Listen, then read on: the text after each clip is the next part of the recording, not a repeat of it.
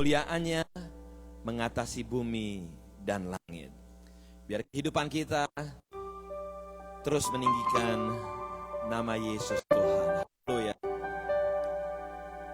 Kami bersyukur, kami berterima kasih Tuhan untuk Thanksgiving weekend yang ada. Kami bersyukur pagi hari ini kami boleh berkumpul bersama-sama.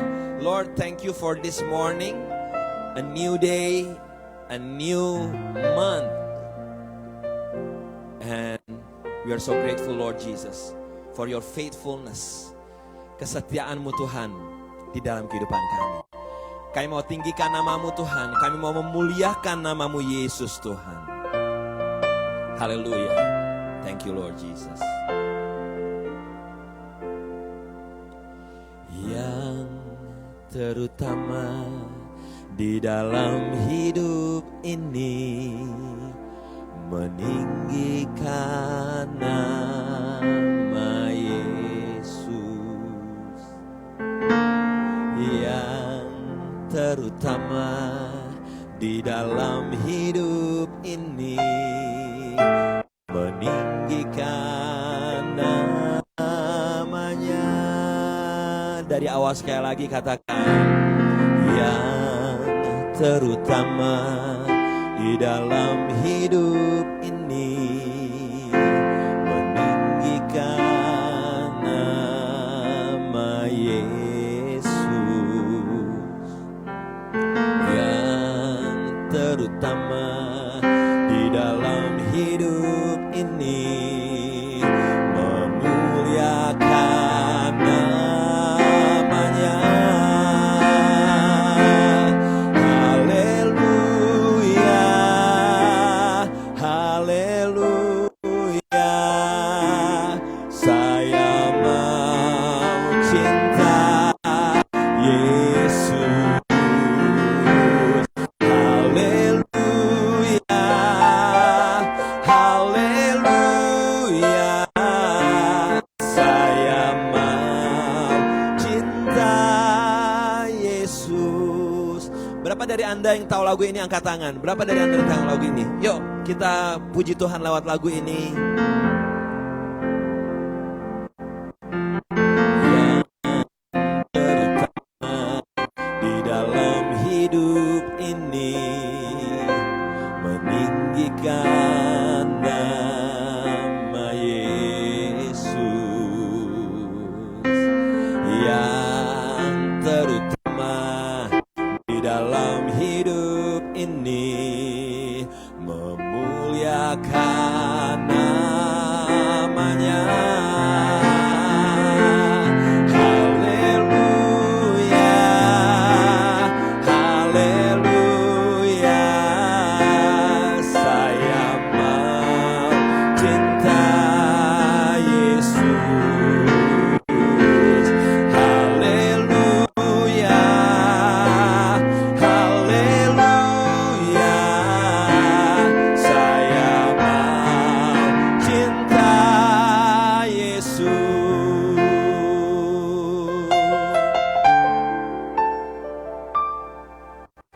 Yang terutama di dalam hidup ini, meninggikan nama Yesus. Yang terutama di dalam hidup ini, memuliakan namanya. Haleluya, haleluya. Saya cinta Yesus. Haleluya, haleluya. Saya mau cinta Yesus. Saya mau dengar jemaat Tuhan katakan yang terutama. Ya.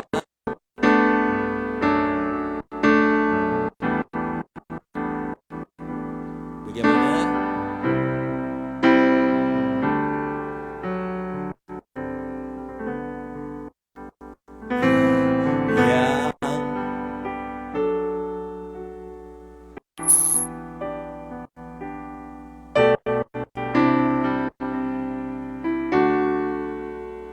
Sepenuh hati katakan haleluya.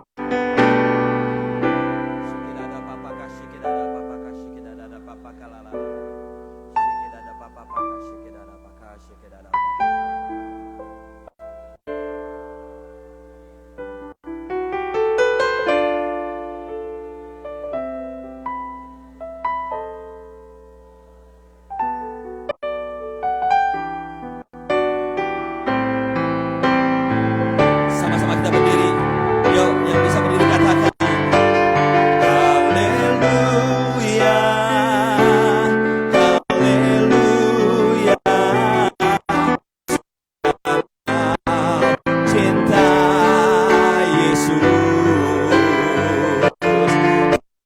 Haleluya. Haleluya.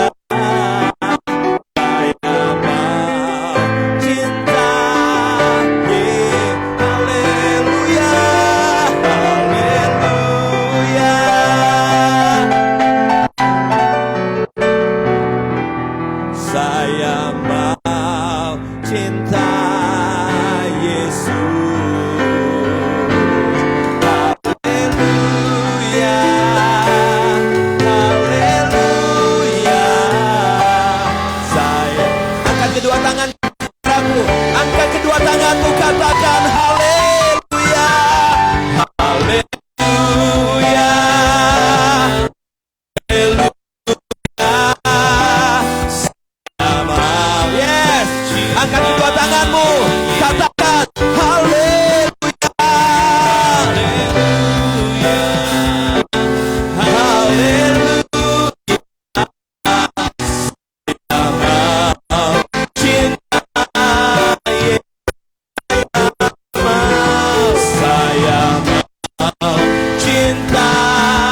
Yesus. Saya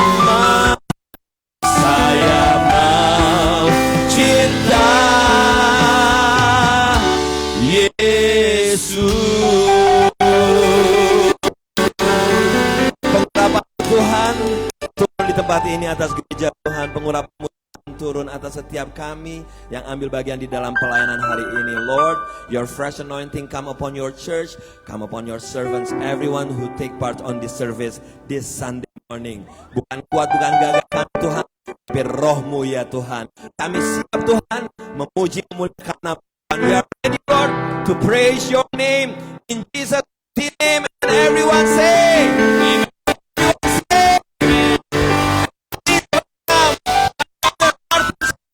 and the praise team. Pagi saudara-saudara semuanya, apa kabar? Apa kabarnya?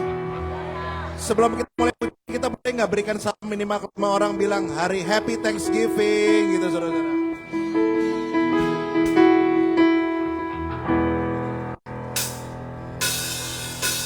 Mari sama-sama kita naik yang terbaik buat Tuhan kita, kemana? Mana tepuk tangan yang paling meriah dong buat Yesus Tuhan kita dong. 1, 2,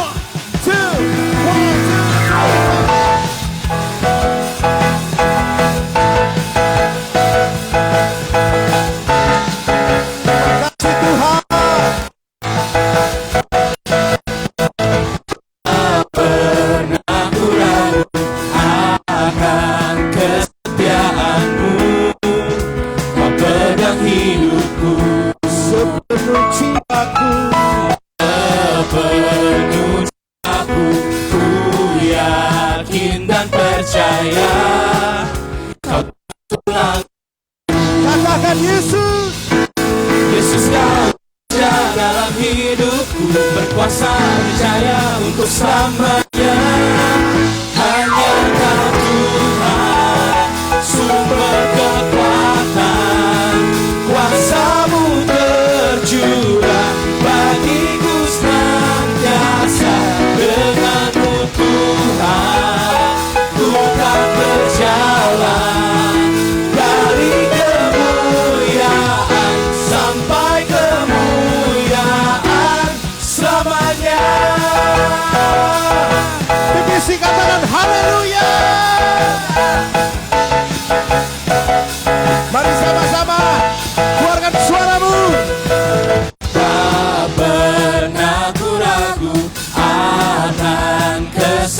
kemuliaan-Mu. Kau pegang hidupku sepenuh jiwaku, sepenuh jiwaku.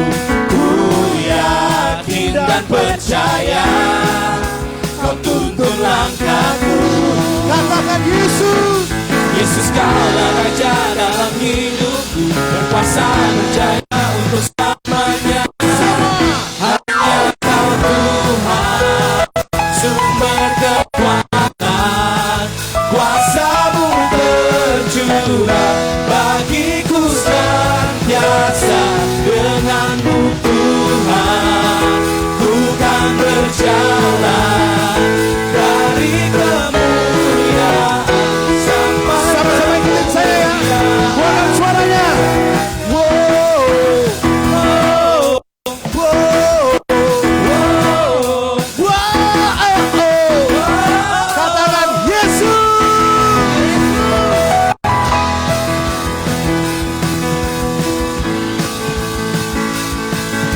Kami siap Tuhan, menyembah-Mu Tuhan.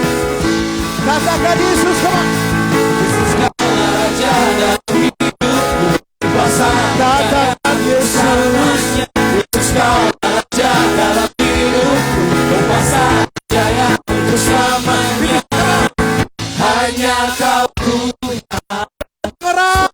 berkekuatan, Mana suaranya?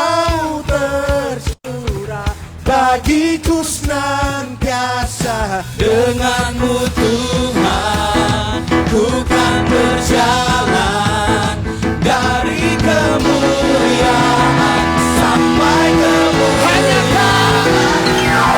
Kau Tuhan, sumber kekuatan, kuasa-Mu bercurah bagiku senantiasa. Dengan-Mu Tuhan, ku kan berjalan dari kemuliaan sampai kemuliaan, dari kemuliaan sampai kemuliaan, dari kemuliaan sampai kemuliaan selamanya.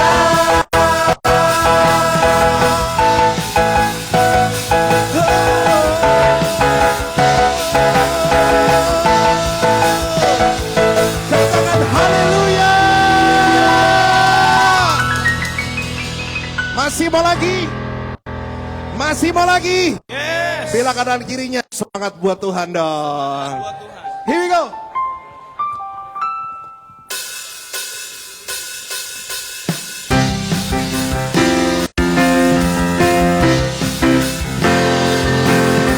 Terima kasih Tuhan Yesus. Mari sama-sama katakan. Joy to the world, the Lord is come. Let earth receive her King.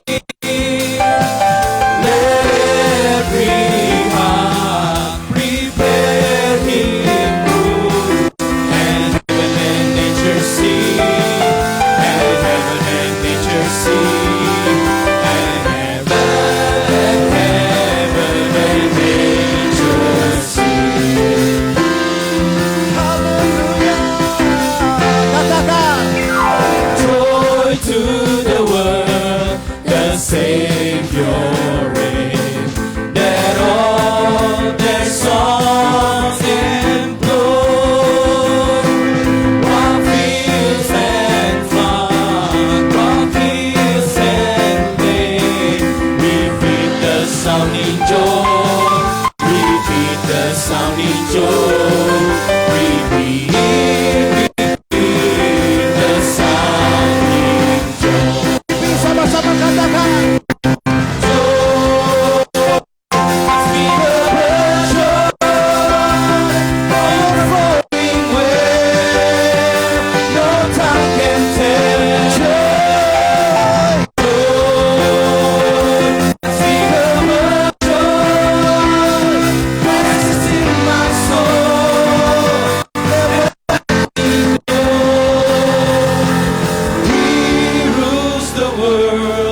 With truth and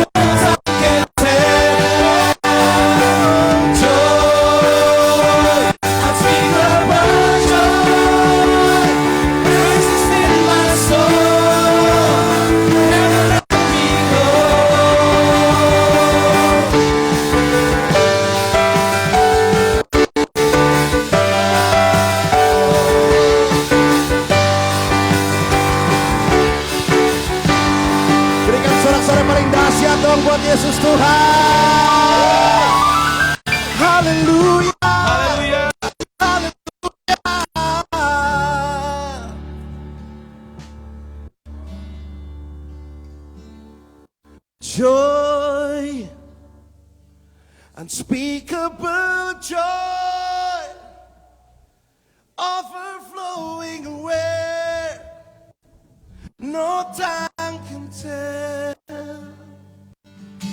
Joy, unspeakable joy, rises in my soul, never let me go. Come on, church. Joy, unspeakable joy, and overflowing away.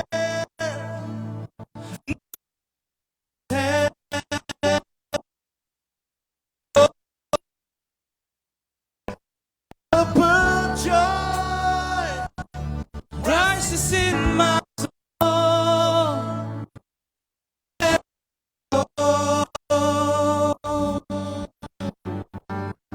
You'll never let me go.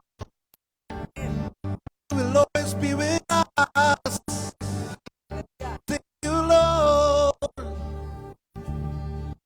Kami bertuhan tetap meninggalkan kami dalam setiap musim kehidupan kami, baik itu musim kering dan musim subur, dalam masa-masa sukacita dan ada kalanya duka cita. Kau tetap Tuhan yang sama, Tuhan yang tak pernah berubah, yang selalu ada buat kami dari sekarang sampai selama-lamanya. Kami percaya Tuhan, apapun yang terjadi dalam kehidupan kami, yang terbaik pasti akan datang. Dan masa depan kami penuh dengan harapan. We give thanks to Jesus atas segala hal yang kau nyatakan di kehidupan kami. Terima kasih Tuhan Yesus.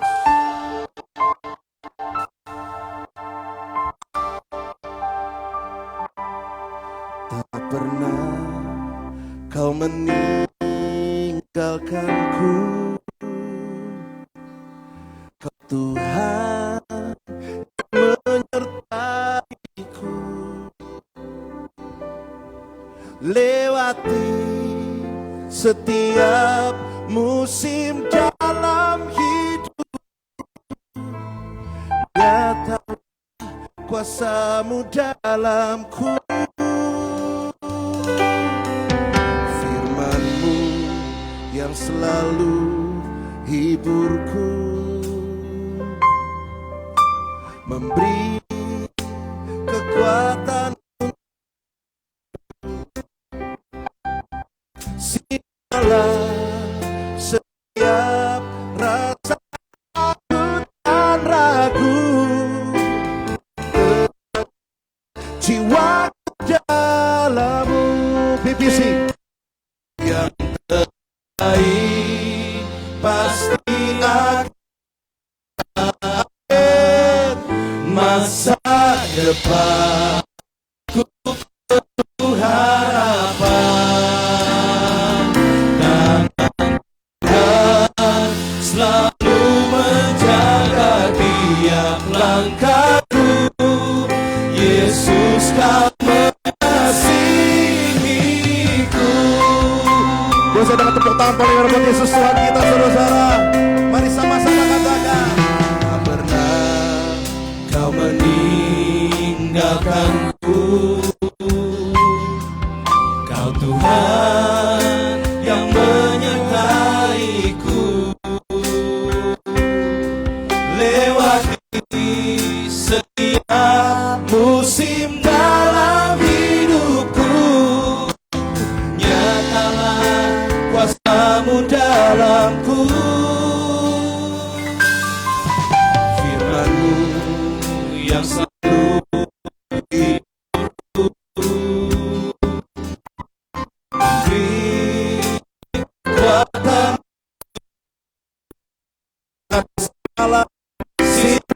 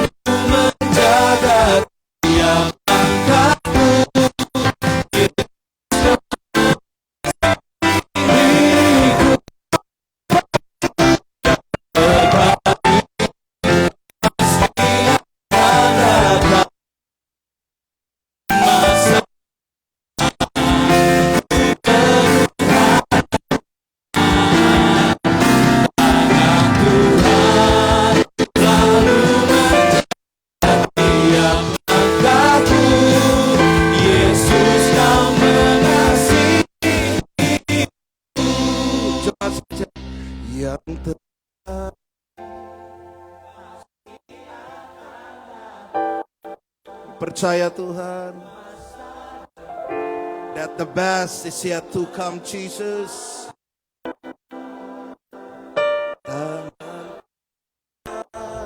Selalu menjaga tiap langkahku. Yesus kan mengasihiku yang terbaik, pasti akan datang. Masa depan ku penuh harapan. Tangan Tuhan selalu menjaga tiang semua yang terbaik. Pasti akan datang. Masa depan ku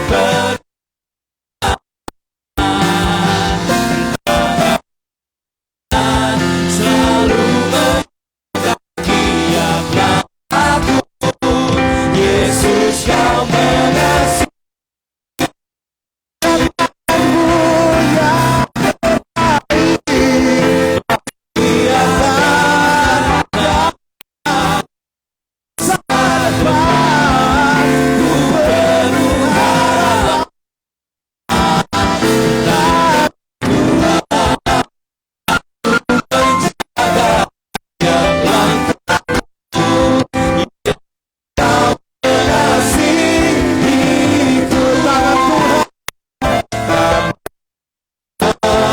selalu menjaga tiap langkahku.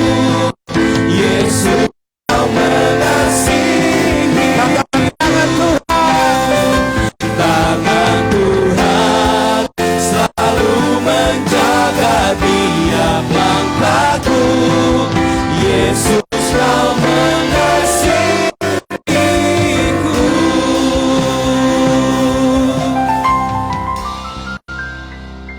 Kasih Yesus Tuhan, dengan Dia turun ke dunia, mati buat kita semuanya. Pagi hari ini kita akan mengambil bagian dalam perjamuan kudus. Saya minta untuk setiap Anda yang belum mendapatkan anggur perjamuan boleh angkat tangan. Ada yang belum mendapatkannya? Teman-teman udah pada dapat? Sini belum? Itu di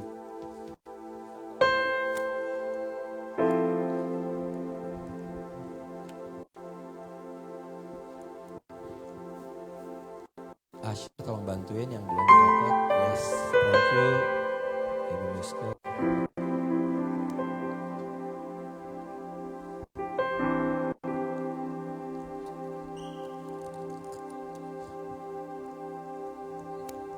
Yang baru datang juga.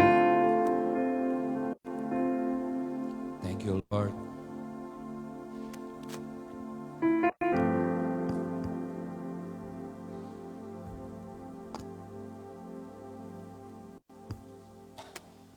Mari saat ini kita masih tundukkan kepala, hampiri Tuhan, dan kita boleh hadapan Tuhan. Thank you Lord Jesus. We just want to thank you Lord.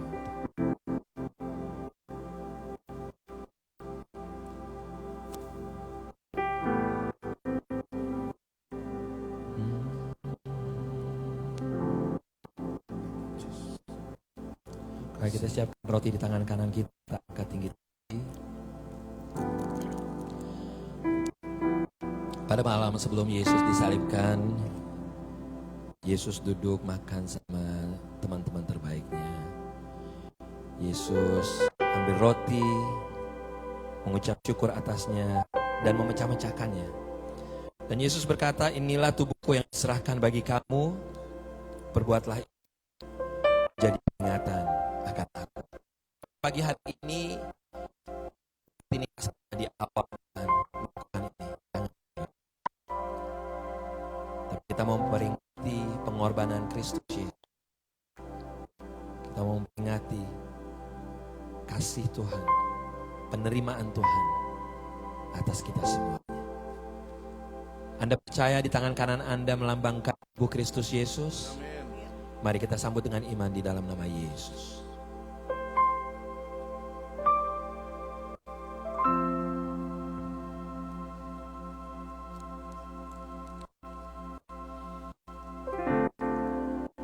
Kita buka cawan kita angkat tinggi-tinggi di tangan kanan kita. Lalu Yesus mengambil cawan, sudah makan dan berkata, yang dimeteraikan oleh aku. Setiap kali kamu meminumnya, menjadi peringatan akan aku. Ada kuasa yang luar biasa lewat darah Kristus Yesus. Amin, saudaraku. Amin. Amin. Biar kuasa itu boleh terimpartasi dalam kehidupan setiap Anda. Aku berdoa Bapa, biar yang sakit disembuhkan, sakit fisik, sakit apapun Tuhan, terjadi kesembuhan di dalam nama Tuhan Yesus. Mari kita sambut dengan iman. In Jesus name, haleluya.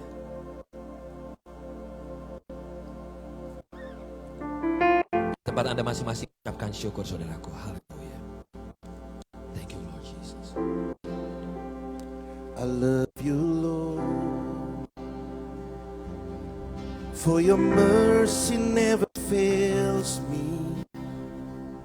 All my days I've been held in your hand.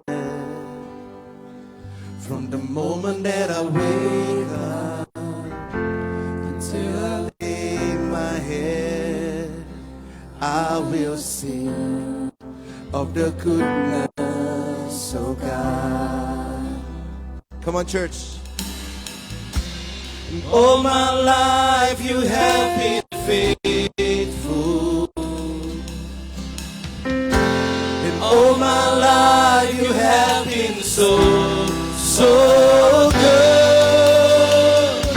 With every breath that I am able, I will sing of the goodness of God. I love your voice. Come on. You have led me through the fire in the darkest night. You are known as no other. I know you as a father. I know you as a friend. I will sing of the goodness.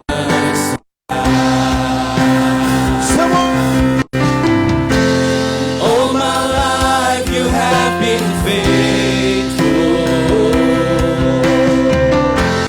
All my life you have been so good. With every breath that I am able, I will sing of the goodness of God. All my life you have been faithful. All my life you have been so good. With every breath that I am able, I will sing of the goodness of God. All my life you have been faithful. All my life you have been so good.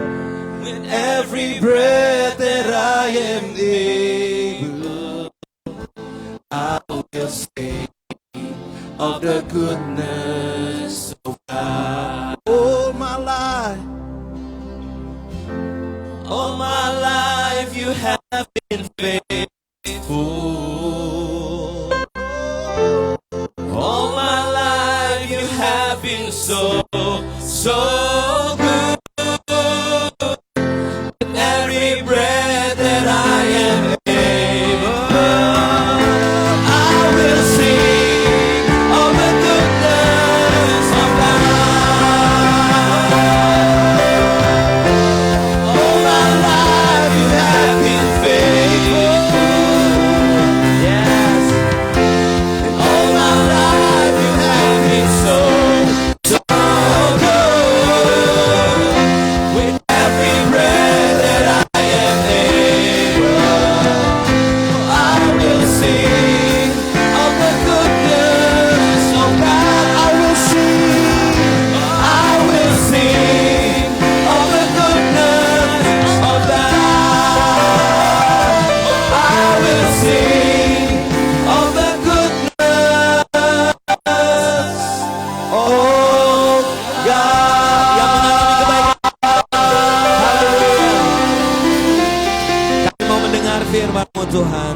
Biar kami membuka hati kami, berbicara lewat hamba-Mu Tuhan. Pakai dia di dalam nama Yesus Tuhan. And everyone says, Amen.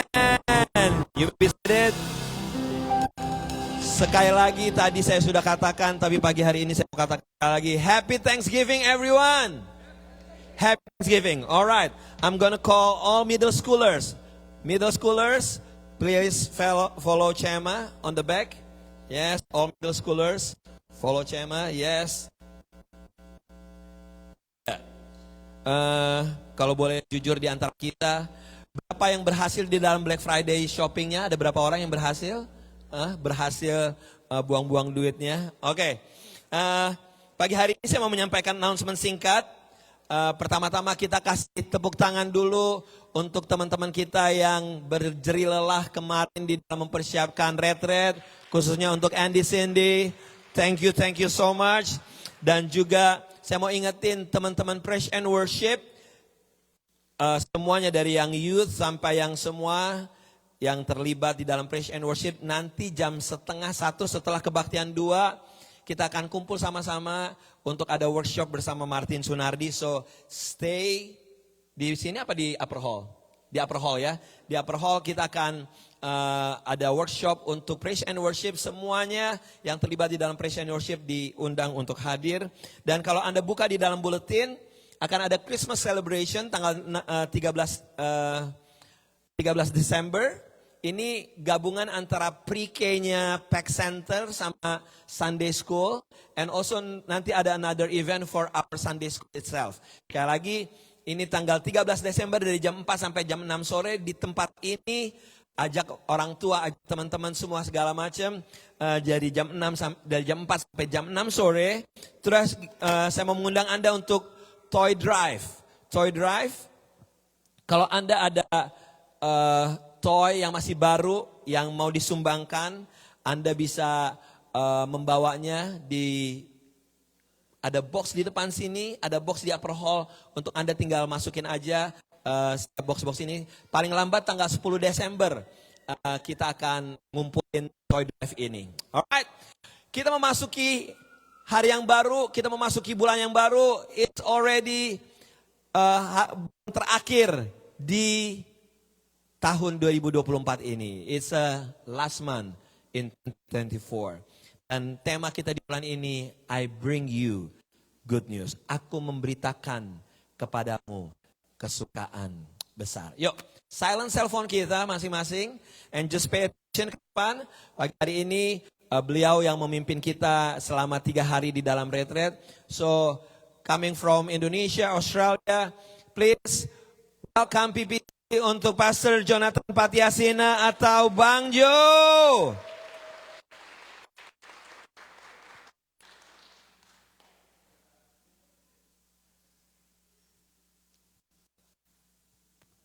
Kalau gedungnya besar, jalannya agak jauh ya. Kayak keren aja gitu. Apa kabar saudara-saudara? Ini tema yang bagus banget sih. Saya pikir ini tema penting kita dengar. Tema ini sering sekali disalahartikan oleh orang yang mendengarkannya. Oke? Jadi izinkan saya dalam waktu mungkin 30 menit sampai 40 menit berusaha untuk memberikan kepada saudara pemahaman tentang apa yang dimaksud dengan kabar baik. Itu adalah sesuatu yang penting. Kita baca dulu ayatnya. Ini ayat Natal kan harusnya. Di dalam Injil Lukas pasalnya yang kedua, ayatnya yang ke-8 sampai ayatnya yang ke-11. Ayat-ayat ini adalah ayat yang udah biasa kita baca tentunya. Di bulan Desember ayat ini tentu merupakan ayat yang paling dominan disampaikan oleh orang. Ya. Dan para pembicara suka sekali mengambil ayat ini karena tema ayat ini komplit memuat apa yang Tuhan inginkan. Coba kita baca di dalam pembacaan kita Injil Lukas pasal yang kedua ayat 8 sampai ayatnya yang ke-14. Kita akan bacakan ayat ini. Di daerah itu ada gembala-gembala yang tinggal di padang menjaga kawanan ternak mereka pada waktu malam. Tiba-tiba berdirilah seorang malaikat Tuhan di dekat mereka dan kemuliaan Tuhan bersinar meliputi mereka dan mereka sangat ketakutan.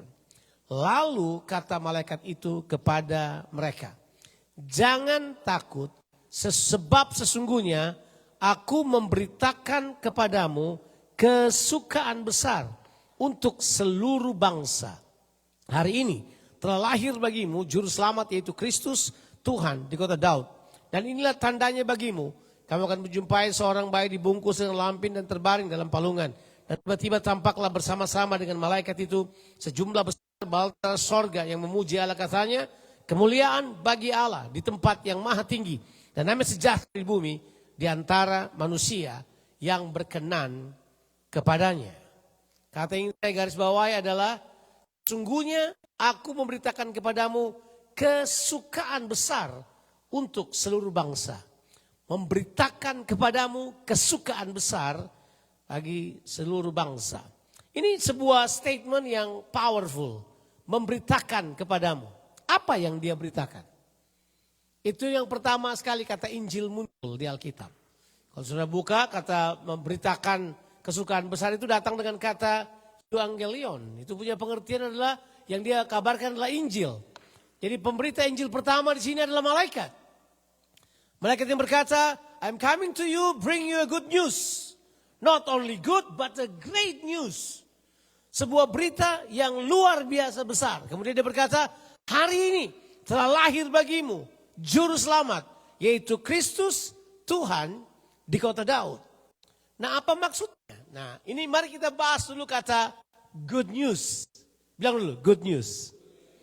Ya kan, orang suka bilang begini, do you want good news first or bad news first? Somebody says bad news first and then good news.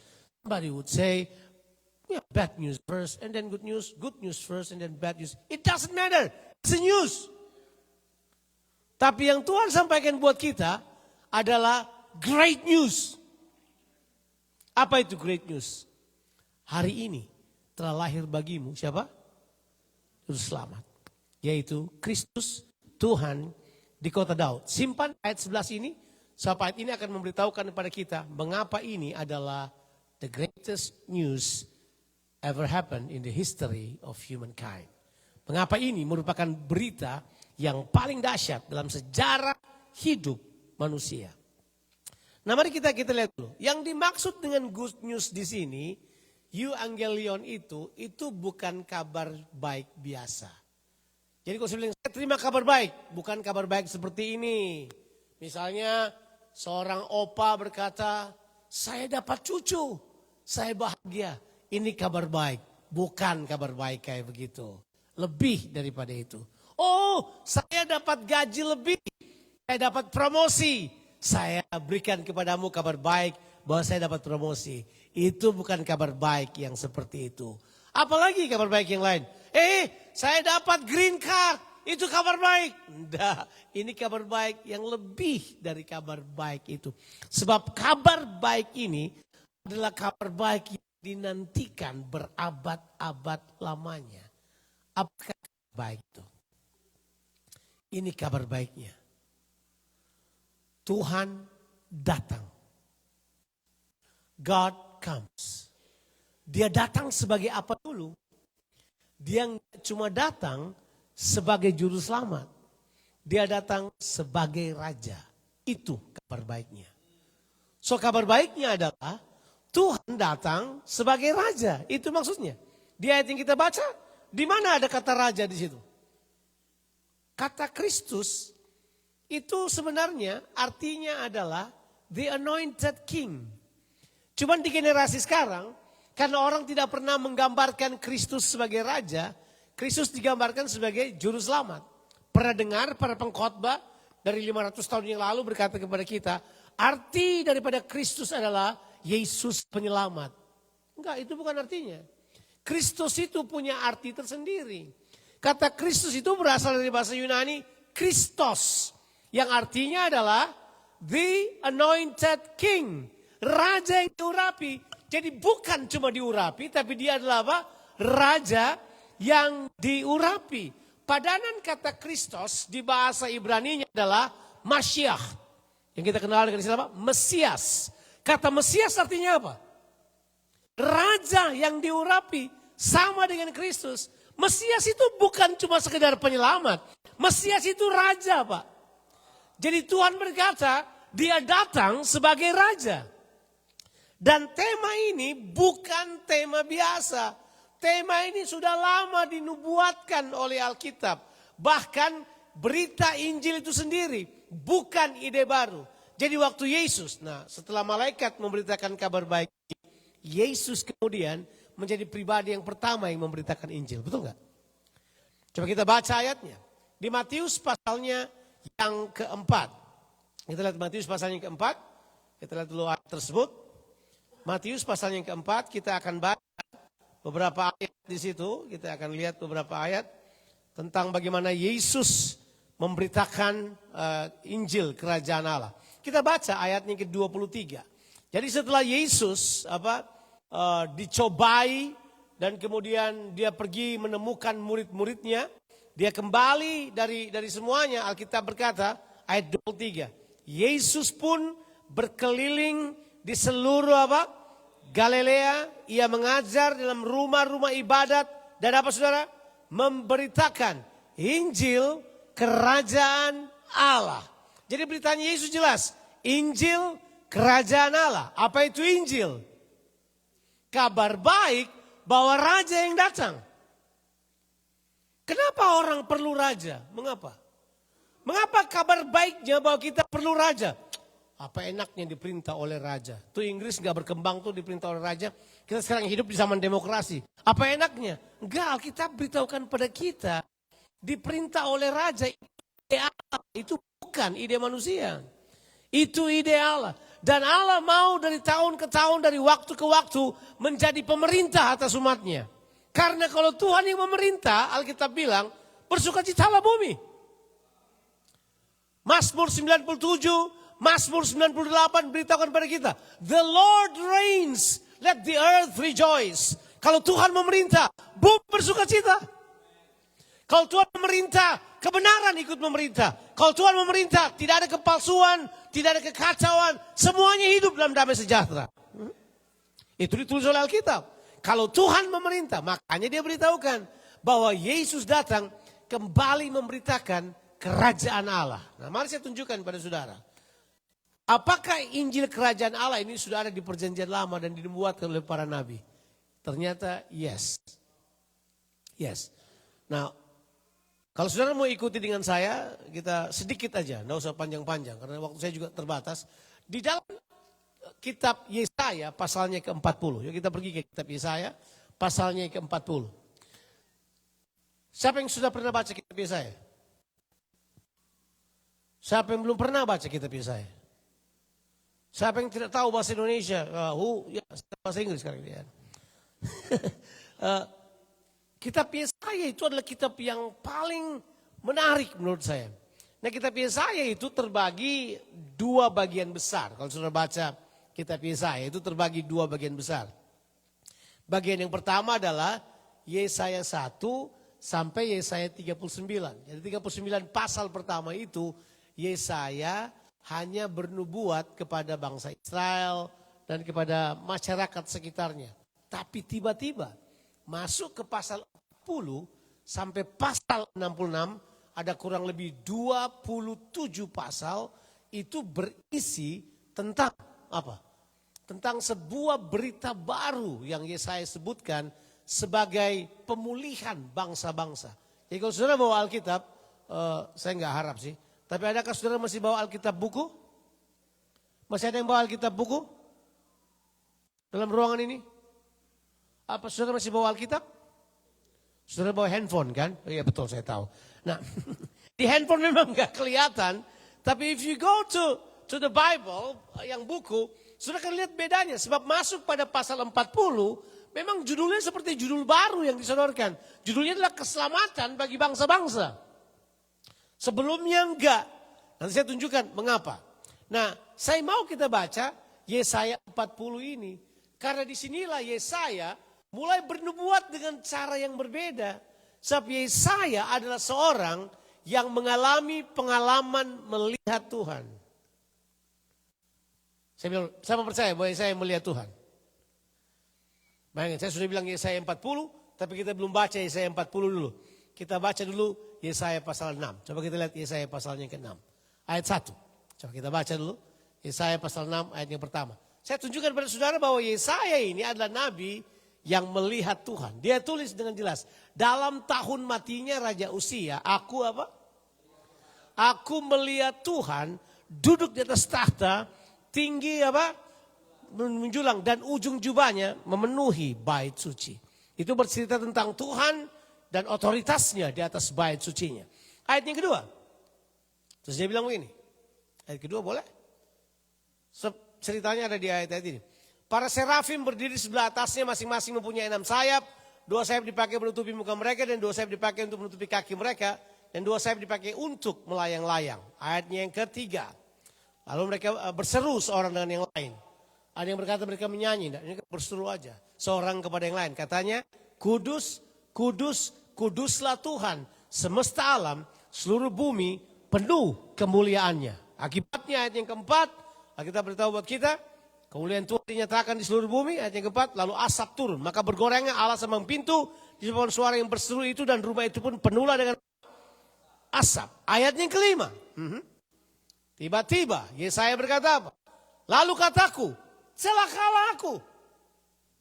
Nah ini dia ini, kalau orang melihat Tuhan, berubah kehidupannya. Saya yakin, kalau orang melihat Tuhan, berubah perspektif hidupnya. Cara hidupnya berbeda, cara dia melihat sesuatu berbeda. Nah pertanyaannya, sudahkah Anda melihat Tuhan?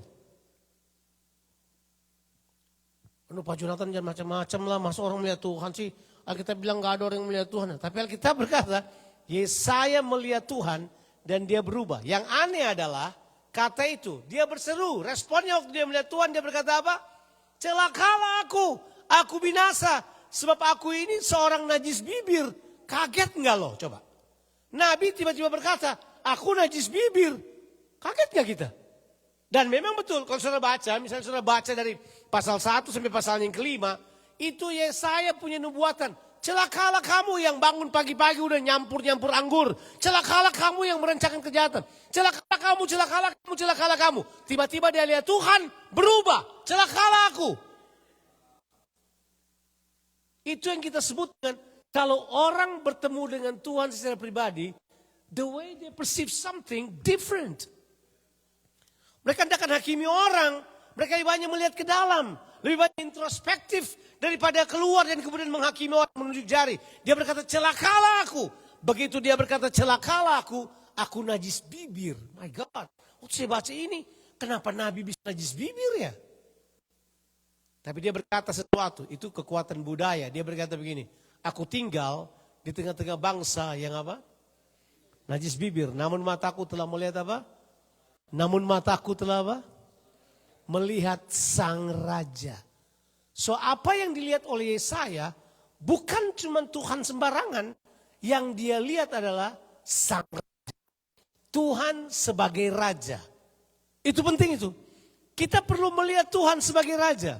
Di camp kemarin selama beberapa sesi, saya berusaha menggambarkan kepada orang di camp begini. Kalau kamu cuma lihat Tuhan sebagai juru selamat, kamu pikir dia cuma Tuhan yang pikul-pikul dosamu. Tapi kamu lihat dia sebagai raja, dia demand ketaatan. Dia minta kamu untuk taat kepadanya. Dan itu memang beda. Ada gereja yang hidupnya cuma soal dosa dan minta ampun dari dosa. Jadi kehidupannya mereka adalah cuma udah kamu berdosa datang lagi minta ampun pulang. Kalau berdosa lagi hari Senin sampai Sabtu, hari Minggu kita siapkan pengampunan. Pergi berbuat dosa lagi Senin sampai Sabtu, hari Minggu kita siapkan pengampunan. Begitu aja minggu demi minggu. What they do is they're dealing with sins all the time. They never grow. Tapi kalau saudara melihat Tuhan, beda. Kalau saudara melihat Tuhan, beda sekali lagi. Waktu dia melihat Tuhan, sesuatu terjadi pada dirinya. Dia telah melihat sang raja, yakni Tuhan semesta alam. Siapakah yang saudara lihat Tuhan saudara? Raja kah? Atau cuma juru selamat? Beberapa orang cuma menjadikan dia juru selamat. Tidak menjadikan dia raja. Makanya mereka buat semaunya sendiri. Karena ada juru selamat. Kalau mereka berdosa, ada yang ampuni. Tapi hello, ada raja. Makanya benar perkataan itu. Di dalam Lukas pasalnya yang ke-6, Kalau sudah baca, Yesus berkata begini kepada murid-muridnya. Kamu berseru kepadaku Tuhan, Tuhan. Tapi kamu tidak melakukan apa yang aku katakan. Betul kan? Dia berkata, kamu berseru Tuhan, Tuhan terserah loh. Boleh aja berseru, tapi kamu tidak melakukan perkataan Tuhan. Sehingga yang terjadi adalah hidup mereka jauh dari Tuhan. Bahkan Alkitab berkata begini, aku tidak mengenal engkau. Matius 7 ayatnya yang ke-21. Dia berkata ini, pada hari-hari terakhir ada banyak orang yang berkata apa? Berseru Tuhan, Tuhan. Ada yang berkata kami telah melakukan mujizat. Kami telah mengusir setan-setan. Kami telah melakukan perkara-perkara yang besar. Tuhan berkata apa kepada mereka? Enyahlah dari hadapanku. Apa? Kamu pembuat kejahatan. Bayangkan. Oh jadi berdoa pembuat kejahatan ya? Oh jadi mujizat pembuat kejahatan ya? It doesn't matter what you do. Yang jadi masalah adalah kamu melakukannya untuk siapa? Dan kamu melakukannya karena taat kepada siapa? Beberapa orang melakukannya cuma karena itu profesinya. Beberapa orang melakukannya karena mau dipuji oleh orang. Beberapa orang melakukannya karena itu memang karunianya. Tapi berapa banyak orang yang melakukannya karena itu adalah kehendak dari Raja kita. It's a different thing. Kalau kita tahu motivasi mengapa kita melakukannya. Jadi Yesaya mengalami encounter dengan Tuhan. Dia melihat Raja. Sejak hari itu nubuatannya berubah. Dia enggak celaka-celaka lagi. Nubuatannya sekarang adalah apa? Hei, lihat Tuhan. Lihat Tuhan. Nah sekarang di pasal 40 saya mau tunjukkan pada saudara. Arti Injil itu apa? Coba kita baca sekarang. Saya pasalnya yang ke-40 kita baca langsung ayatnya yang ke-6. Masih bisa ikuti saya? Masih ya? Masih bisa ikuti enggak? Siapa yang sudah terhilang dan jadi bingung? Oke, masih ikuti ya? Oke. Ayatnya yang ke-6. Oke, ini yang begini. Ada suara yang berkata berserulah. Jawabku, apakah yang harus kuserukan? Seluruh umat manusia adalah seperti rumput dan semua semaraknya seperti bunga di padang. Ayatnya yang ke-7. Kita mau baca sampai ayat yang ke-10 sih. Coba kita baca ayat 11. Ya. Seperti bunga di padang. Rumput menjadi kering, bunga menjadi layu apabila Tuhan mengembusnya dengan nafasnya. Sesungguhnya lah bangsa itu seperti rumput. Ayat yang ke-8. Ayat yang ke-8. Ya. Rumput menjadi kering, bunga menjadi layu. Tetapi apa? Firman Allah kita apa? Tetap untuk selama-lamanya. Now ayat 9, perhatikan. Hai Sion, pembawa kabar baik. Ini kata yang pertama muncul, kata kabar baik. Hai Sion. Siapa Sion itu? Sion itu bagaimanapun juga saudara menafsirkannya. Kalau saudara adalah seorang Kristen dan teologi Kristen, saudara akan mengetahui bahwa Sion itu adalah gambaran dari gereja Tuhan. Sion itu adalah gambaran dari gereja Tuhan. Itu Sion lahir karena penyembahan tabernakel Musa gagal. Daud datang, dia dirikan kemah Daud, kemudian tabernakel Daud itulah kemudian menjadi pusat. Karena Daud mendirikan kemah Daud itu di Sion. Sementara kemah Musa dibuat di Gunung Gibeon, di Silo namanya. Sudah tahu cerita itu. Dan Alkitab berkata hadirat Tuhan meninggalkan Silo dan dia pindah di Sion. Mazmur 78 mengatakannya, Tuhan meninggalkan kemah Yusuf supaya dia dapat masuk kepada kemah Daud. Dan kemudian itu yang Yakobus berkata, bahwa pada hari-hari terakhir Tuhan akan mendirikan apa? Kemah Daud. Itu bukan cuma soal praise and worship, tapi itu soal filosofi di baliknya. Soal kabar baik yang Tuhan sedang bangun. Bahwa Allah sebagai Raja mau datang. Makanya dia berkata begini. Hai Sion pembawa kabar baik. Naiklah ke atas gunung yang tinggi. Hai Yerusalem pembawa kabar baik. Nyaringkanlah suaramu kuat-kuat. Nyaringkanlah suaramu, jangan takut. Katakanlah kepada apa? Kota-kota Yehuda. Jadi ini kabar baiknya. Ini kabar baiknya. Lihat, itu Allahmu. Jadi kabar baiknya adalah apa? Lihat, itu Allahmu. Terjemahan yang paling dekat dari kata itu sebagai gini. Behold, your God comes. Lihatlah, Tuhanmu datang. Jadi kabar baiknya adalah begini. Raja dan Tuhanmu itu, dia tidak pasif di sorga. Dia datangi kehidupanmu. Dia datangi kau dalam kesulitanmu. Dia datangi engkau dalam keadaan yang susah yang kau lewati. Dia datangi engkau dalam semua situasi kehidupanmu. Dia berkata, behold, your king comes. Rajamu datang, lihat, itu Allahmu. Coba ayat berikutnya, ayat 10. Dia datang sebagai apa? Ayat 10 beritahukan bagi kita. Lihat, itu Tuhan Allah. Ia datang dengan kuasa dan dengan tangannya ia berkuasa. Jadi dia datang, Allah datang sebagai apa? Sebagai raja yang berkuasa. Terus kemudian lihat mereka yang menjadi upah jeripayanya. Ada bersama-sama dengan dia dan mereka yang diperolehnya berjalan di hadapannya. Ini bercerita tentang gambaran Yunani. Kalau panglima perang pulang perang, dia bawa semua orang yang dia hasilkan sebagai jarahannya dia. Kita adalah jarahan Tuhan Yesus Kristus bagi dunia ini. Betul kan? Dia bawa kita bersama-sama dengan dia. Makanya dia berkata begini, lihat, dia datang dengan kuasanya. Pentingkah itu bagi kita? Bahwa dia datang sebagai raja? Nah ini saya mau beritahu pada saudara. Bapak dan Ibu, kalau ada berita yang hilang dari gereja masa kini adalah kerajaan Allah. Jarang dikotbahkan kerajaan Allah.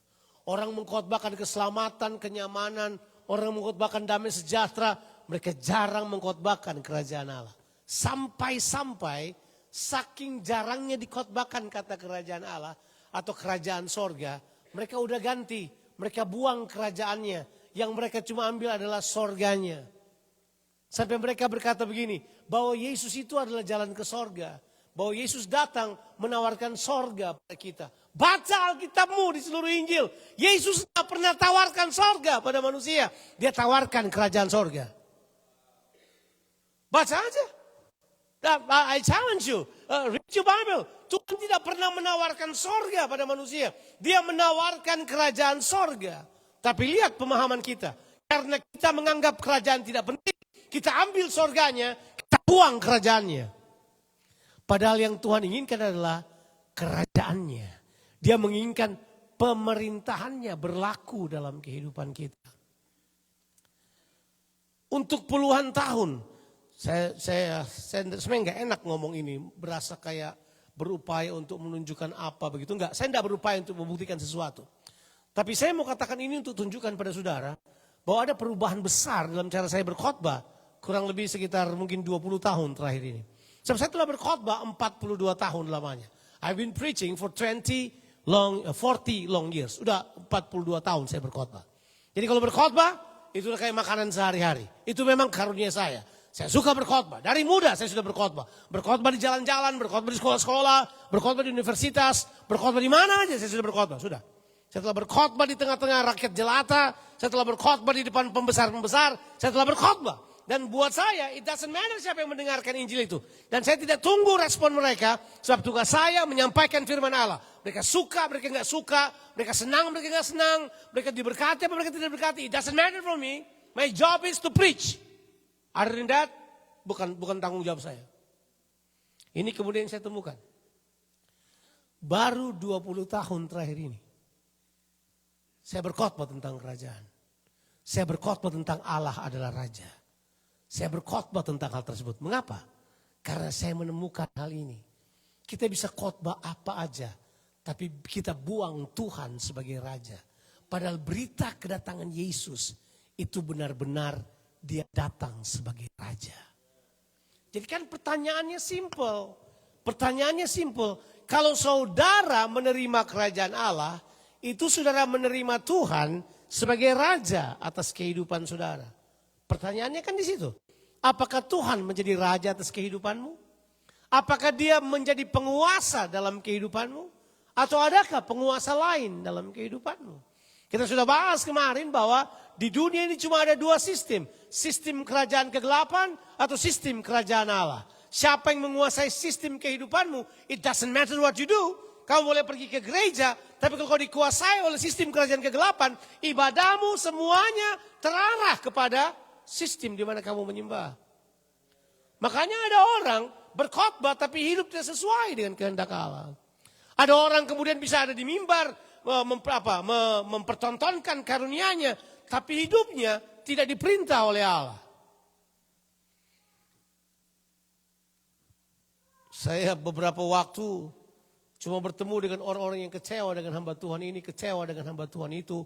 Pindah gereja satu, lompat, pindah ke gereja lain. Mereka betul-betul pindah ke sana kemari cuma karena kecewa. Dan mereka berkata, kenapa bisa terjadi? Saya bilang, tugas saya tidak menolong kamu dari kekecewaan. Enggak.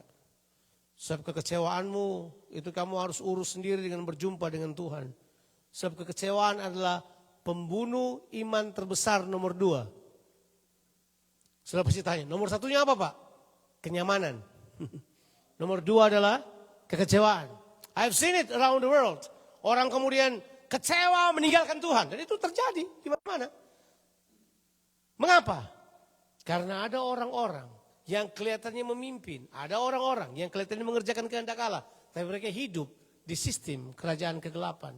Makanya hidup mereka cuma melayani apa yang sistem itu inginkan. Nah sekarang, dalam waktu yang sempit ini, kita sudah temukan bahwa Tuhan mau datang sebagai Raja. Saya juga heran tadi, Martin pimpin pujian, nyanyi lagu itu. Joy to the world, the Lord has come. Tahu nggak? Ayat itu pure ayat Alkitab. Itu lagu sebenarnya adalah lagu dari Handel. Jadi Handel punya lagu kemudian diambil notasinya, kemudian kata-katanya ditulis oleh seorang tokoh yang bernama James Watt. James Watt kemudian menulis isinya, dia mau cari tahu ini lagu kok bagus banget, kata-katanya harus apa. Dia menemukan satu mazmur yang powerful. Dan saya mau tunjukkan pada saudara, Injil sebenarnya adalah Mazmur 98. Mari kita lihat Mazmur 98 dan saya akan akhiri dengan hal ini. Saudara sudah lihat bahwa Yesaya pun telah melihat dari jauh bahwa kabar baik itu adalah orang melihat Allah. Allah datang sebagai Raja. Kalau saudara tidak melihat Yesus sebagai Raja, hari ini di bulan Desember ini saya berdoa supaya saudara melihat Tuhan sebagai Raja dalam kehidupanmu. Dia yang memerintah dalam kehidupanmu. Ada orang datang ke gereja tapi pemerintah dalam hidupnya adalah dirinya sendiri. Egonya, dagingnya, keinginannya, visinya, ambisinya lebih penting daripada kehendak Allah. Itu orang harus ketemu Tuhan sebagai Raja. Sekarang kita pergi ke Mazmur 98. Ini kan gak banyak ini Mazmur. Mazmur ini kalau tidak salah cuma 9 ayat saja. Gak banyak. Mazmur ini cuma 9 ayat. Betul ya? Cuma 9 ayat aja. Dan saya bisa bagi aja. Mazmur ini ayat 1 sampai ayat yang ketiga. Di situ Tuhan datang sebagai juru selamat. Haleluya. Memang juru selamat adalah Tuhan. Tidak ada yang lain selain Tuhan. Jadi waktu malaikat bilang begini kepada para gembala. Dia berkata begini. Hari ini telah lahir bagimu apa? Juru selamat. Orang Yahudi udah tahu bahwa juru selamat itu tidak pernah manusia. Juru selamat itu selalu Allah. Ya. Juru selamat tidak pernah manusia kan? Juru selamat itu selalu Allah. Coba kita baca Mazmur 98. Mazmur, nyanyikanlah nyanyian baru bagi Tuhan. Sebab ia melakukan perbuatan-perbuatan yang ajaib. Keselamatan telah dikerjakan kepadanya oleh tangan kanannya dan lengannya yang kudus. Tuhan telah memperkenalkan apa?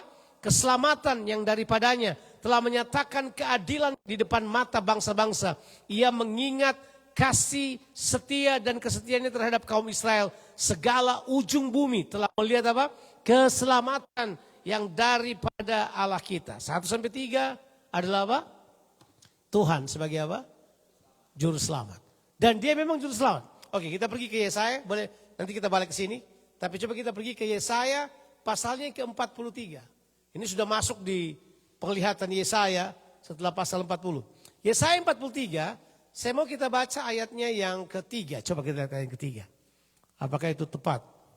Kalau enggak, ya, nah ini coba dia bilang ini. Sebab akulah Tuhan Allahmu yang maha kudus, Allah Israel, juru selamatmu. Jadi siapa? Allah kita adalah juru selamat. Aku menebus engkau dengan Mesir dan memberikan Ethiopia dan Sheba sebagai gantimu. Jadi siapa juru selamat kita? Tuhan, Allah Israel. Allah yang maha kudus, dia adalah apa? Juru selamat. Coba kita baca ayat 11. Coba ke bawah ke ayat 11. Sudah akan temukan lebih apa itu? Lebih strong lagi statementnya. Coba ayat 11. Yesaya 43 ayat 11. Boleh? Akulah Tuhan. Dan apa? Tidak ada juru selamat selain daripada aku. Jadi waktu dia bilang, malaikat Tuhan berkata, juru selamat yang lahir ini. Tebak di gembala punya kepala apa? Yang datang ini siapa? Allah sendiri yang datang. Saya suka kaget. Agama lain juga berkata kan, pertanyaan agama lain buat kita. Kapan ada ayat di Alkitab yang bilang Yesus itu adalah Allah? Ya iya, karena kamu nggak tahu narasinya, makanya kamu bilang nggak ada. Ini waktu dibilang juru selamat adalah Allah, Yesus juru selamat berarti dia apa? Berarti dia apa dong? Karena nggak ada di konsep orang Yahudi, tidak ada juru selamat selain Allah. Cuma Tuhan, dia adalah juru selamat. Benar nggak sih? Ya, dan ada banyak bukti yang lain.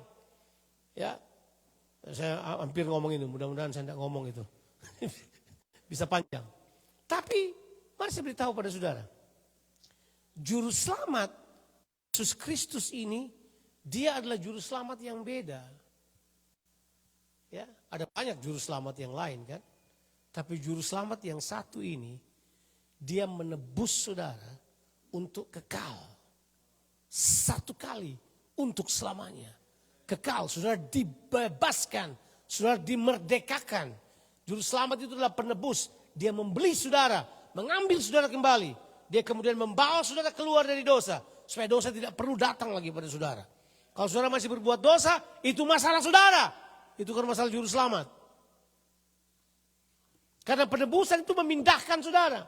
Dari dosa kepada terangnya yang ajaib. Itu Alkitab katakan demikian. Nah, yang kedua, kita mau baca Tuhan yang juru selamat ini, waktu dia datang. Nah, saudara pernah tahu nggak gembala-gembala di Bethlehem itu? Saudara tahu nggak?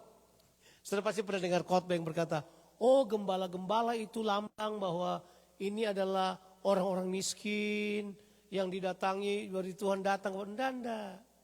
Tahu nggak gembala-gembala itu siapa?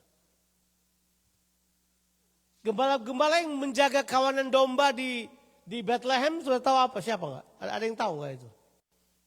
Mereka itu adalah imam-imam.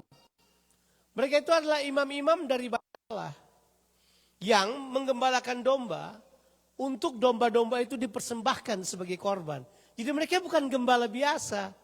Mereka itu adalah imam. Orang bertanya, waktu Yesus datang ke gembala, malaikat datang ke gembala karena gembala itu katanya orang yang miskin. Enggak, itu gembala adalah imam. Mereka yang tahu persis tipe domba kayak apa yang harus dipersembahkan. Mereka juga ingat nubuatan, oh domba itu yang akan menebus mereka.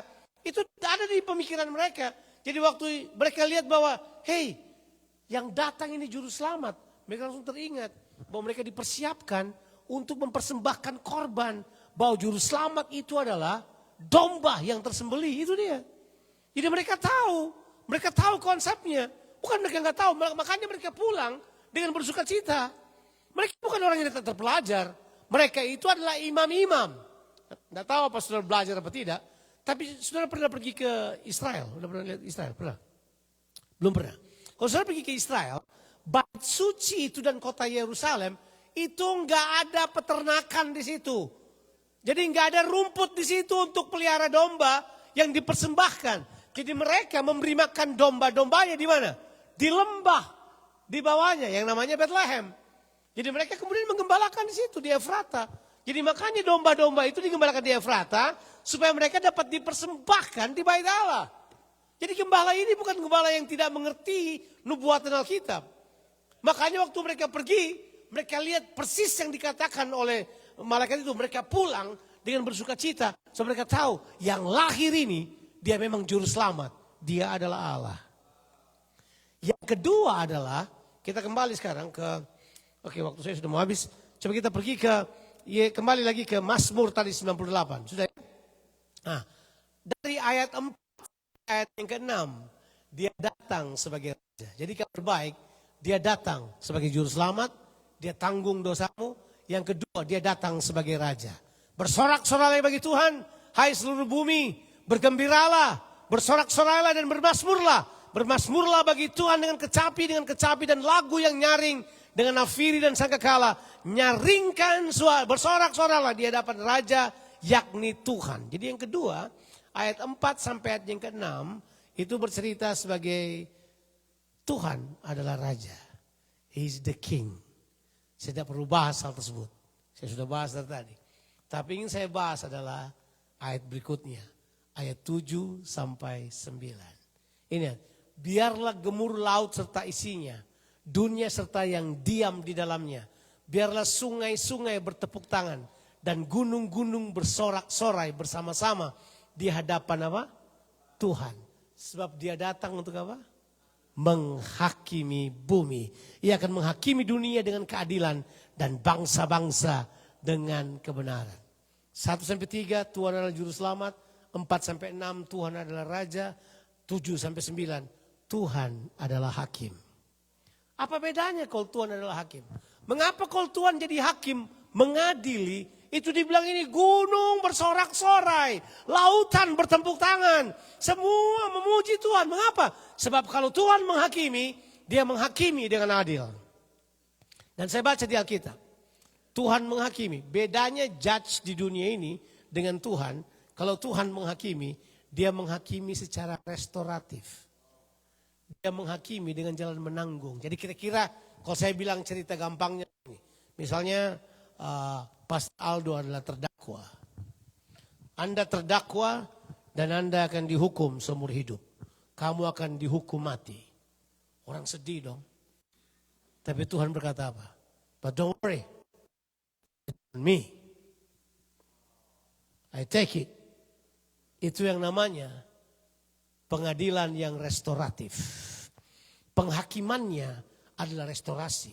Makanya kalau Tuhan memerintah, kita nggak takut datang pada Tuhan. Makanya dia bilang, ya saya juga yang bilang ini, sekalipun dosamu merah seperti kermisi, ketemu dengan Tuhan yang adalah hakim, kau jadikan putih seperti salju. Sebab dia bukan cuma menghakimi, dia menanggung bagi kita. Makanya ditulis di Alkitab, terpujilah Tuhan yang menanggung bagi kita tiap-tiap hari. Why? Because He is God. Dia hakim yang menanggung bagi kita. Makanya kalau Tuhan jadi raja, bahagia. Kalau iblis jadi raja dalam kehidupan saudara, kelar hidup lo. That's the end of your life. Enggak ada lagi apa-apa yang bisa tinggal dalam kehidupanmu. Sebab iblis datang hanya untuk apa? Mencuri, membunuh, dan membinasakan. Benar kabar baik itu. Kalau Tuhan datang, dia perintah sekali lagi. Dia berkata pada saudara gini, hey, aku juru selamat. Aku memikul bagi kamu. Hey, aku raja. Kalau kamu taat kepadaku, kamu akan mencapai kehidupan yang Tuhan janjikan. Hey, aku hakim. Jangan takut. Bedanya penghakiman dunia, kita menghindar dari penghakiman dunia. Betul nggak? Tapi kalau Tuhan, orang berbondong-bondong datang dihakimi oleh Tuhan. Sebab Tuhan berkata gini, keadilannya adalah dia tanggung bagi kita. Mengapa? Sebab dia tahu manusia nggak ada yang benar. Saudara dan saya nggak ada yang benar, kita semua jatuh dalam dosa, kita berantakan. Tapi Tuhan berkata, no, because I love you. Let me take care. Kesalahanmu, it's on me. Kan keren banget sih. Iblis setengah mati sebagai distrik attorney yang paling berat. Dia berkata, kamu bajingan, kamu bangsat, kamu gini. Tuhan berkata, no, it's on me. I'll take care of it. Itulah raja kita. Makanya kita berkata, ini kabar baik bagi seluruh bumi. Tuhan Yesus memberkati kita sekalian. Haleluya.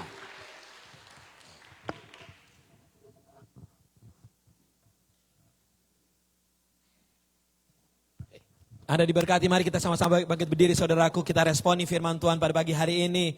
Bahwa kabar baik untuk setiap kita. Yesus adalah Raja yang menyelamatkan kita semuanya. Haleluya.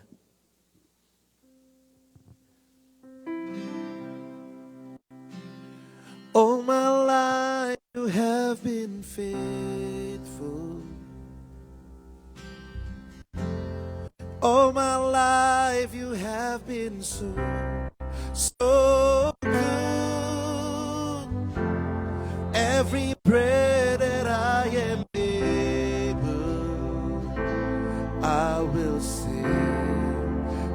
goodness of God. All my life you have been faithful. All my life you have been so good. With every breath that I am able, I will sing of the goodness of God. Your goodness is running after me. Your goodness is running after me. Your goodness is running after me. With my life laid out, I surrender now. I give you everything. Your goodness is running after your goodness.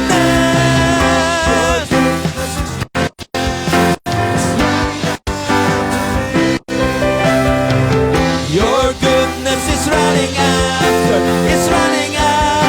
me. With my life laid out, I surrender now. I give you everything. Your goodness is running after me. All my life, All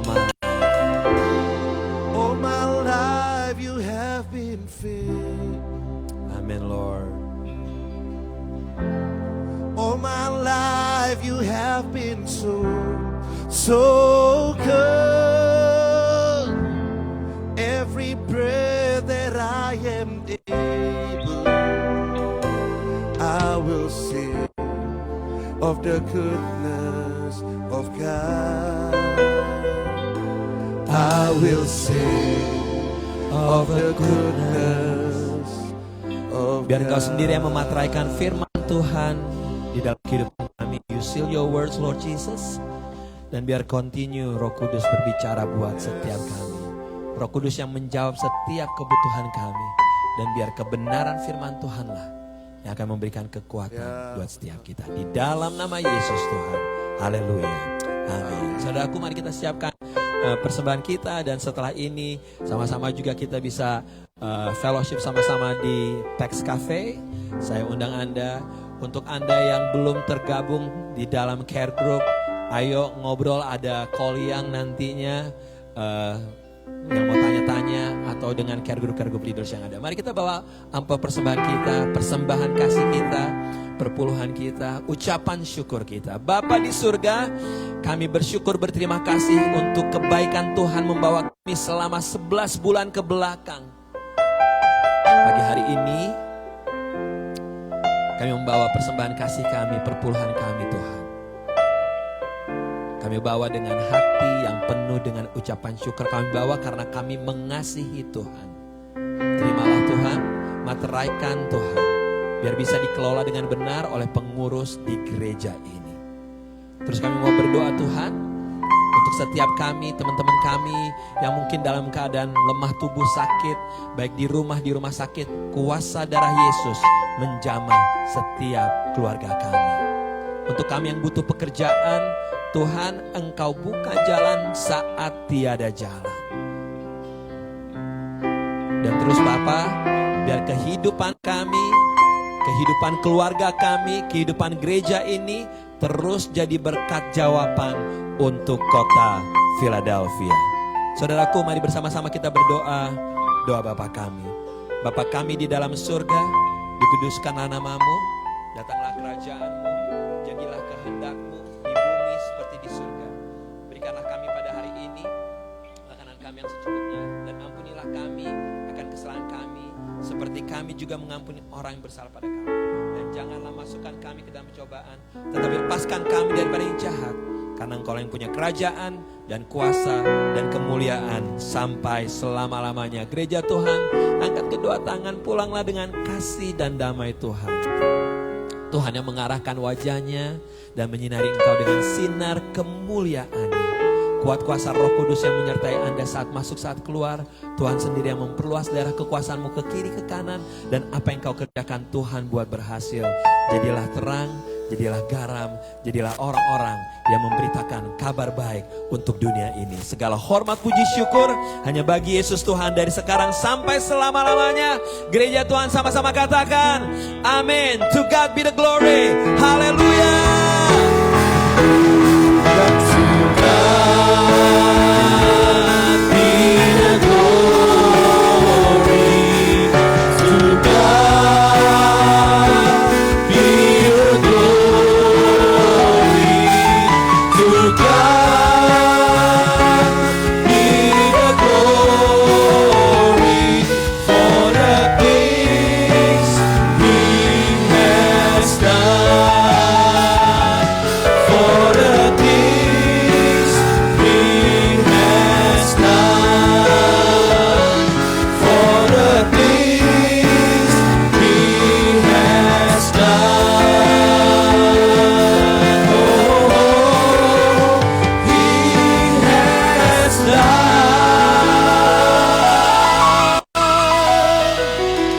Happy Sunday, God bless you.